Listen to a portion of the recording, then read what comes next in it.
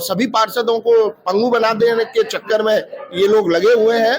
महापौर जी खुद महिला होने के बावजूद भी महिलाओं के लिए कुछ नहीं सोचे कि महापौर जी अलग से बजट में अलग से 5 करोड़ ले रही हैं। 22 करोड़ वाले मामलों में भी बराबर से कोई पैसा नहीं बटाया। विकास कार्यों के लिए लगभग 150 करोड़ रुपए रखे गए हैं।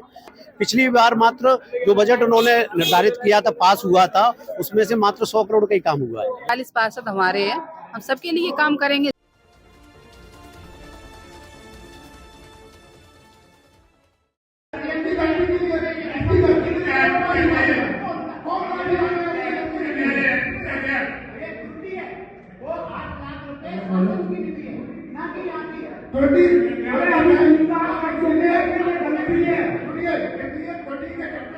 ये बजट अभी हम पढ़ेंगे सारे बात पर, अगर हमको अच्छा लगेगा तो हम देखेंगे, नहीं होगा तो उनके बाद देखेंगे। ऐसा है, यही पार्षद सीए ने खड़े होकर आपकी तरफ से खड़े होकर बजट पेश किया था। सीए ने आपके पार्षद जो पिछली वर्ष थे वो पार्षद को बजट को पढ़ नहीं पाए थे, सीए ने पास करवाया था, जब भी हमने सहमति दी थी। कैसी बात करते हैं आप? नीचे बैठे, नीचे। ये आपका बड़प्पन है शुरू से।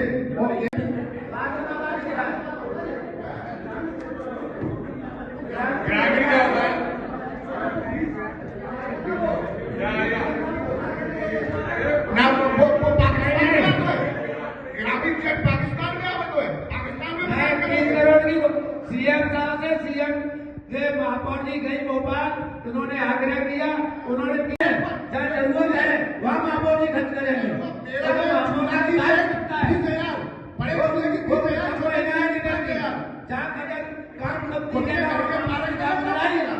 महापौर जी का हम आसन जी का सम्मान रख रहे हैं, माननीय सभापति जी का, तो आप सम्मान क्यों नहीं रख रहे हैं? सभापति नहीं सम्मान रख रहे हैं, बजट पास हो रहा है, इसमें कोई चर्चा नहीं होगी। और वो विकास का पैसा है जो 547 करोड़ रुपया है, वो सभी वार्डों में लगेगा, वो हमारी पार्षद निधि होगी। इससे पहले हमारी कोई पार्षद निधि नहीं हुआ करती थी, सिर्फ एक बार पार्षद निधि हुई है। मेरी बात सुने, सिर्फ ओनली एक बार पार्षद निधि हुई है पिछली बार। इससे पहले मैं भी परिषद में रहा हूँ। चालू हो गई है, सब जगह सारी जगह चालू हो गई, कोई पार्षद निधि नहीं थी जो चालू हो गई है। प्रतिपक्ष जी मेरी बात ध्यान से बोले जी, मेरी बात सुने। आपकी बात बिल्कुल सहमत हूं, लेकिन आप बात खोल लें किन किन वार्डों में किन्ने की स्वीकृति है, बता दें। आप बात खोल लें फिर। अरे जो विकास कार्य होगा वो पार्षद निधि के। क्या कांग्रेस बीएसपी दूसरी वार्डों में कुछ है कि नहीं? पिछले कार्यकाल में ये बात सुन के एक मिनट, पिछले कार्यकाल में जितने भी टेंडर लगे थे वो एक आपने ये बजट तैयार कर दिया, क्या आपने इस बराबर में सारे पार्षदों को पंगु बना दिया है? पंगु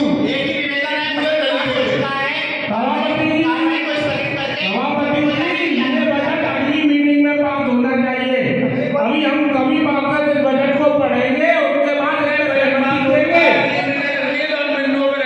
जब तक बजट पास नहीं होगा, नहीं अभी नहीं हुआ,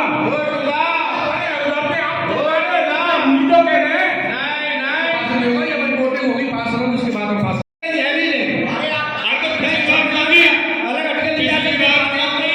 पिछली बार क्यों की? पिछली बार क्यों की? पिछली बार कर दिया। क्यों कर दी? किसने कर दी? कार्रवाई की जाए उस पर, नहीं दीजिए, लेकिन उसको दंडात्मक में कार्रवाई की जाएगी। लिखो प्रोसीडिंग में, कोई भी सदस्य हो कोई ये गलती लिखो उस पर।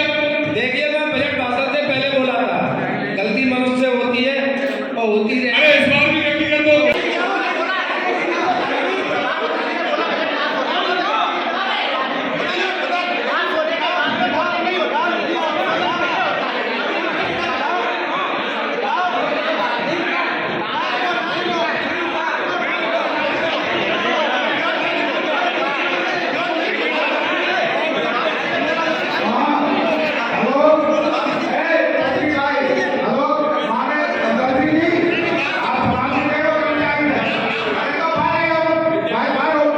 सबसे पहले देखिए, जो मुद्दे थे वो उनके इस तरीके के मुद्दे थे जिनका कहीं सर पैर नहीं था, उनके बनाए हुए थे।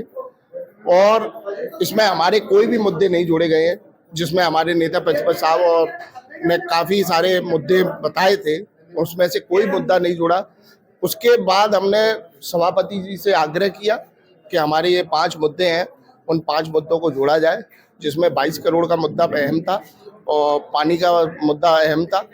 ये मुद्दे जोड़ने के बाद हमने उस पर बहस हुई और बहस में हमने अपने हिसाब से जो विपक्ष चाहता था उस तरीके से पारित करवाया। बिल्कुल बिल्कुल, पार्षद निधि हर बार की तरह इस बार भी रहनी चाहिए थी। पार्षद निधि हमारी पहले 1 करोड़ 25 लाख थी और सभी पार्षदों को पंगु बना देने के चक्कर में ये लोग लगे हुए हैं, महापौर जी और MIC पूरी, कि किसी भी तरीके से ये हमारी तरफ मुंह ताके, हम हमारी तरफ देखें, ये अपनी तरफ से कोई काम ना कर पाए, विकास के कार्यों में हमेशा रोड़ा लगाते रहे हैं। इसी प्रकार से आप समझ सकते हैं कि जो मीटिंग करीब करीब महीने में 2 बार, वो साल में 2 बार होनी चाहिए, 3 बार होनी चाहिए, वो मीटिंग महज साल में 1 बार होती है। कभी कभार करीब मेरे ख्याल से 1 साल बाद अब मीटिंग फिर दोबारा हुई है। तो उसी प्रकार से उनका जो रवैया है वो बिल्कुल सही नहीं है। उन्होंने जो अपनी तरफ से बजट पास करने के लिए कोशिश की थी, विपक्ष ने उस पर कोई सहमति दी नहीं है। और जो पार्षद निधि थी पार्षदों की, जो पिछली साल 1 करोड़ 25 लाख रुपए हुआ करती थी, तो बीजेपी वाले उसको ख़त्म करने के लिए उन्होंने बजट में ये वो रखा था। तो उस पर सभी पार्षदों ने विरोध किया और उस पर अपना विरोध जताया। और जो हमारी जो महिला पार्षद थी उनके लिए ये हम लड़ाई लड़ रहे हैं, उनको काम करने से रोका जा रहा है।